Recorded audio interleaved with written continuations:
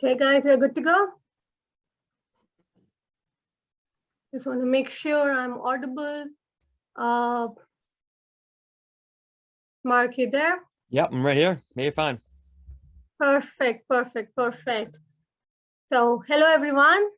This is Shelly. I'm CEO co-founder of AcreageWay, and I'm really excited to welcome you all to our very first session of the guest speaker series. Sorry, just making sure that we are having people who are coming in. Great to see people participation on this beautiful Sunday.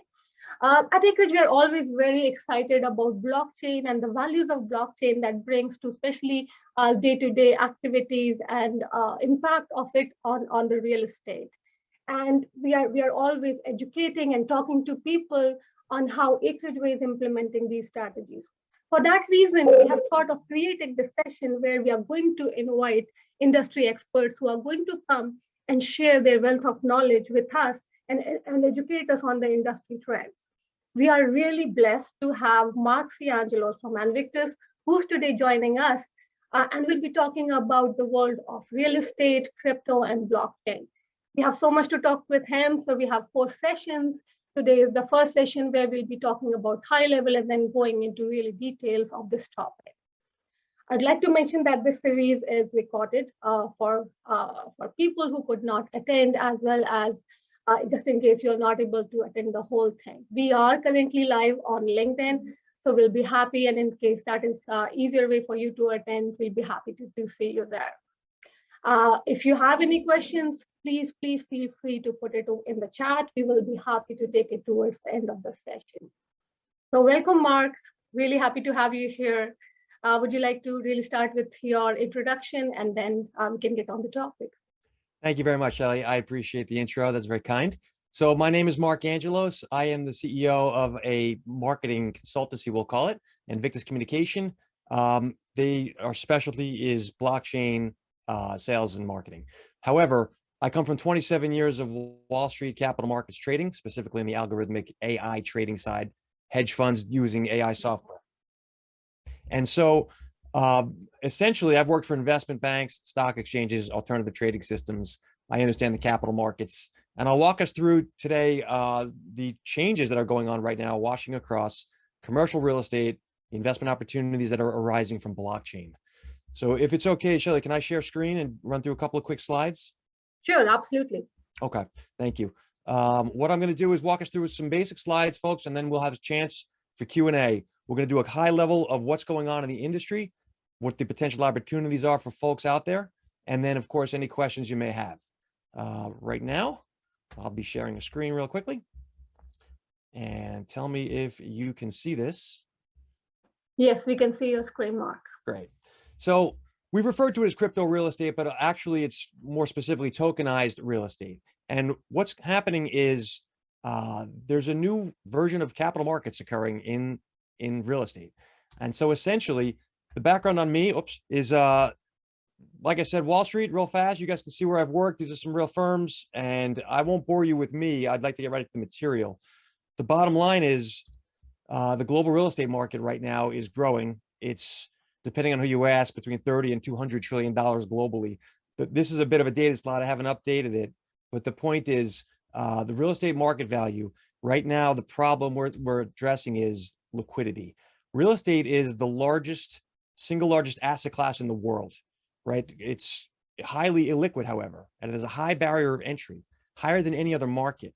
And so it's common in commercial deals to have a 5-year lockup of capital, 7, sometimes 10 years with the bigger commercial deals. Less than 1% of all real estate assets are traded on national exchanges, and only 7% of all commercial real estate deals are even available to investors. And in the face of all that, over 80% of individuals are seeking to have some type of investment in real estate. So it's been a very difficult asset class to be part of. And this is what makes real estate one of the best use cases for blockchain technology. So blockchain, I'm going to be very brief on this because if I don't want this to be a too technical a rundown, but basically in its simplest form, blockchain is just a distributed record of transactions these transactions are collected into data blocks. They're time stamped and then chained to the blocks behind them. So essentially we create a history that is transparent and unchangeable of transactions. And what this does is it eliminates the need for central data verification. So essentially, there's 5 benefits to blockchain in real estate. Number 1, transparency. Number 2, greater security. Number 3, faster speed of transaction. Number 4, traceability for things like auditing. And finally, cost reduction. So what we're seeing now, because of the advance of blockchain, among other things, there's the digitization of every industry, but real estate specifically. And there are a lot of digitization aspects in real estate right now. There are 5 major trends. Real-time analytics are the big thing, where tenant and building data becomes accessible online in real time. There's the Internet of Things we all know about, which is just connecting all your multiple devices to make it more efficient. There's sustainability right now, big movement towards natural resources, innovations like energy savings, water efficiency. Of course, with what we've gone through as a globe, there's the healthy spaces trend, right? Air purity and cleanliness. And finally, the one we'll talk about is new ways of funding. There are now innovations that make funding less complicated and more accessible. Earlier on, we've seen crowdsourced funding. The crowdfunding movement into real estate's been going since about 2014. And now since about 2017, we're seeing tokenization. Tokenization is very different, and we'll get into that in future sessions. But right now, I want to go through what is tokenization. So it's actually quite simple. It merely involves moving traditional non-digital assets into the digital form using the blockchain, right? This enables investment in digital tokens that are backed by physical real estate. So blockchain, as we mentioned, secures an immutable list of the authorized stakeholders. What that means is it's a very transparent and clear record of who's doing what in the investment space there. So this facilitates things like fractional ownership, a more pure transaction record, operational efficiency. I'll run through all that in a moment, but I want to make the point that fractionalization, which is multiple people owning a small piece of the deal, reduces the high cost of traditional real estate. This is what's different from crowdsourcing. This is what's different now and what's taking over the real estate industry, if you will. Tokenization is allowing everyday people to invest smaller portions into large-scale properties. And so obviously this increases the accessibility to the investment and at a lower cost. So there are 4 basic benefits to tokenized real estate. Number 1, as we mentioned, that fractionalization lowers the barrier of entry into the market. Number 2, it creates operational efficiency for the running of the buildings. It allows for greater data transparency. So as I said, everyone can see what's what in terms of the deal specifics. And then finally, it provides greater investor liquidity.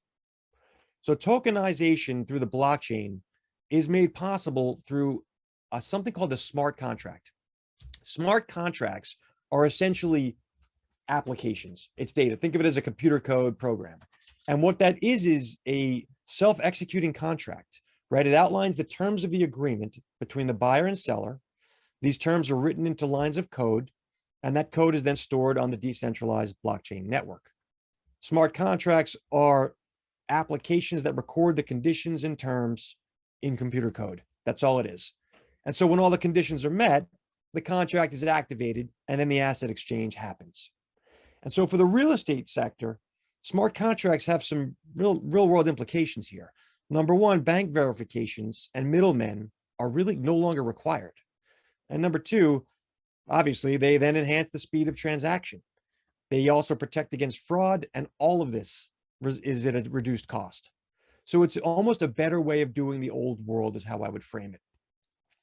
And so blockchain tokenization in real estate transforms real estate, right? Number 1, it creates new trading platforms.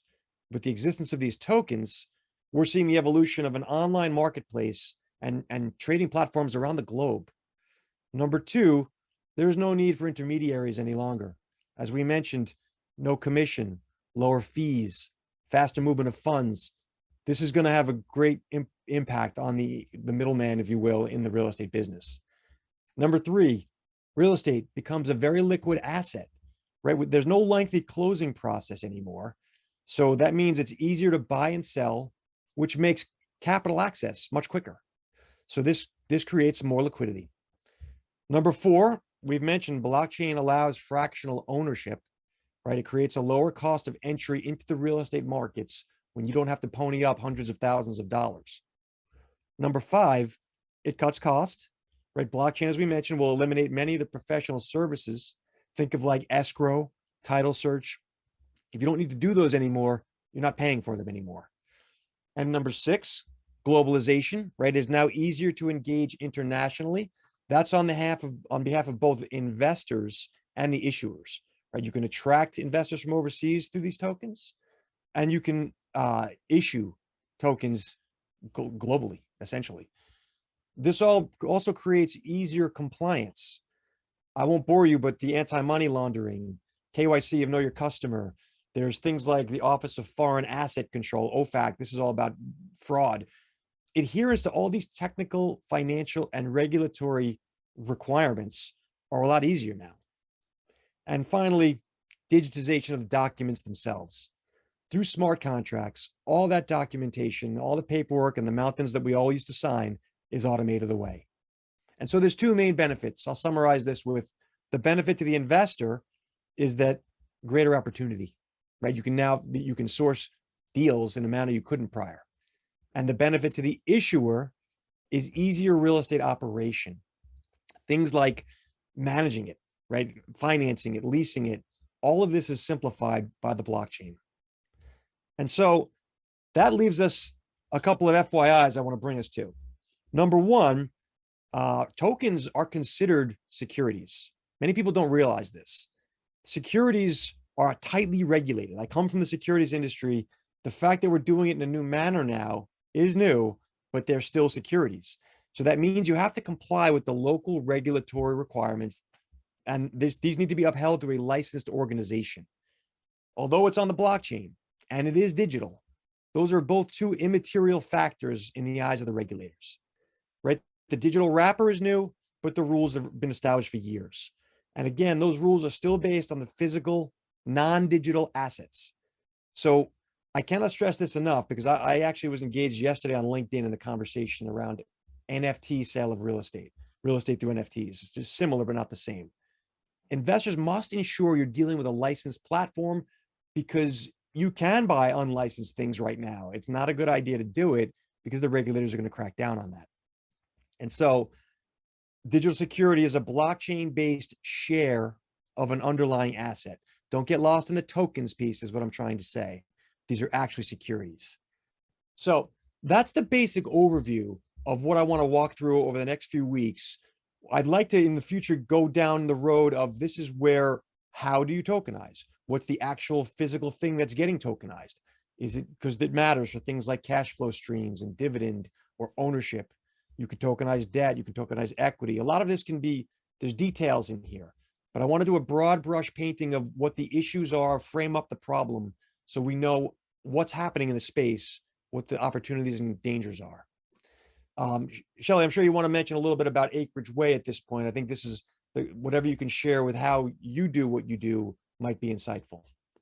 Thank you so much, Mark. This is really helpful, because in our everyday activity, these are the questions that we deal with. So for the people who are hearing to us for the first time, AcreageWay is a digital exempt market dealer.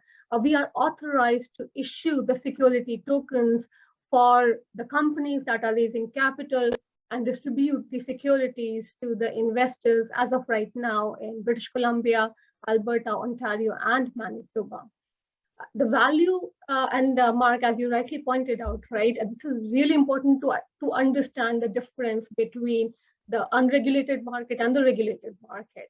Why we are doing things in a certain way, because for us, it's a long-term game, not something, because there are values and there are benefits of crypto, and that's what I believe in next few sessions, Mark, we will be going further into. But it's important from the education point of view to really separate the difference between what are the options and the benefits of going through the regulated way of buying in the securities, actually getting the shares of what you are getting in, and regulators identifying that, the safer side of getting into the business, as well as, of course, on the other way, what are the benefits that crypto brings in, and separating the two in terms of the basic alignment, how these tokens are designed and how these tokens are identified by the Security Commission. And I'll add to that, Shelley, Yes. I think that the securities regulators are all, they're very carefully going through this right now. Anything that's related to crypto and what in any form, there's proposals on the table in the United States to how to regulate crypto specifically. But folks don't quite grasp that these tokens are in fact securities, that these securities are being issued not just for real estate, but also for other asset classes, capital raising, et cetera. So it's almost business as usual done in a new way. But I think that the most important thing I could stress, whether it's AcreageWay or anyone, is that they are a licensed organization who's authorized to be doing it, because I'm telling you, it exists already where folks are not licensed and are selling things. And if anyone remembers the ICO craze from a few years ago, that's exactly what happened. It was all shut down because of that.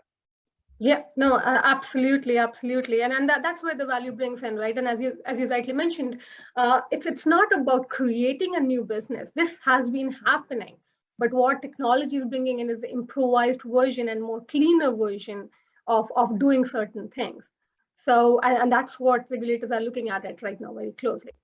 I think that one of the things that the challenges that many investors face is understanding, one, the opportunity, right? That this is, if there's a way to get in on these commercial deals and this market can be more liquid, that's a very big deal. There is no larger market in the world. And number two, there's the timing of what's going on in the world globally at the moment between inflation and geopolitical situations. This is, investors are looking, and institutionally anyway, for where can they get a return on their money. And this is, real estate has always been a focus. It's becoming more so now. Yes, yes, yes, absolutely. And tokenization, the greatest value that I always relate to is through the reach, right? This is something that needs much larger reach to people who, I mean, not coming in at say a 500,000 kind of range. Now they can participate. And that concept has been also changed initially by the crypto world as well, that you don't have to really buy a big chunk, but you can actually now go at a fractional value. Right? And that's, you can really get in and diversify your way of investing and participating in it. And I think that's an important point, that the fact people can get in on an investment they wouldn't have been able to previously. That's a game changer in my opinion. I mean, that 5 to 7 year lockup, I've experienced that myself. I'm actually in one right now, and there's no liquidity. So for the folks who are wanting to get in or already are in, there's an appeal here. And I think that this asset class grows massively over the next few years. I mean, this is not investment advice. I'm not an advisor, but I can tell you that the institutional interest is great.